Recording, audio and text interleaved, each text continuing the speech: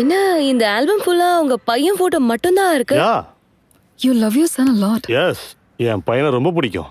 2 வருஷத்துக்கு முன்னாடி என்கிட்ட வந்து அக்காவுக்கும் கல்யாணம் ஆயிடுச்சு, என்னையும் நல்லா படிக்க வச்சிருக்கீங்க, I am doing my PG now with scholarship, இப்போ வரைக்கும் எங்களுக்காகவே வாழ்றீங்க, உங்களுக்காக நீங்க சந்தோஷமா வாழ ஆரம்பிங்க, வாலண்டியர் ரிட்டையர்மெண்ட் வாங்கிட்டு உங்களுக்கு என்ன தோணுதோ பண்ணுங்க, டேக் அ பிரேக் அப்பான்னு சொன்னான். எனக்கு என்ன பிடிக்குமோ அதை பண்ணணும்னு நினைச்சேன், மற்றவங்களுக்கும் அது ஹாப்பினஸ் தரணும், அதனால தான் குக்கிங்க்கு வந்தேன்.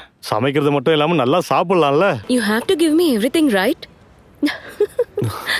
குடு குடு.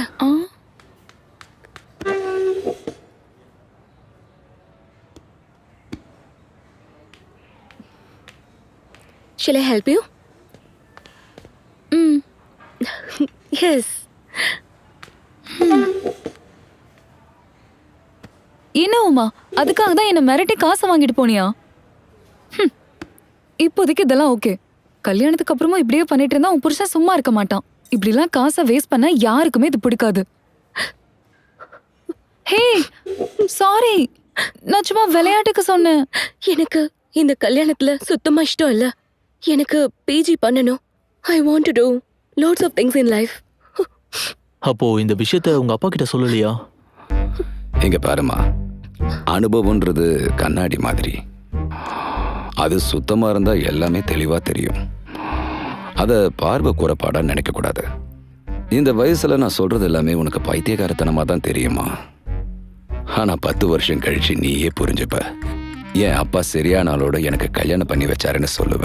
உனக்கு இவங்க அப்பாவை பத்தி ஒன்னும் தெரியாது.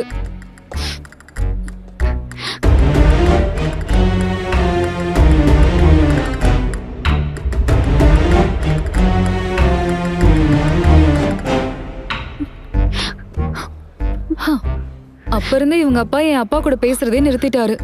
இப்ப கூட எங்கேயாவது பார்த்தா என் அப்பா இவங்க அப்பா கூட பேசதான் நினைப்பாரு. ஆனா இவங்க அப்பா தான் பேசாம ரொம்ப பிடிவாதம் பிடிப்பாரு. அவரோட கோவம்னா எல்லாருக்கும் பயம், அதுலயும் இவளுக்கு ரொம்ப. அப்படியா? அந்த கல்யாணத்துக்கு எடுத்துட்டோம்னா அதான் அந்த கல்யாணம் அப்படியே அந்த கல்யாணத்தை கேன்சல் பண்ணிட்டா எப்படி இருக்கும்? வாவ், அவன் மூளை ஃபுல்லா குழம்புற அளவுக்கு ஒரு பிளானை சொல்றேன், கேளுங்க.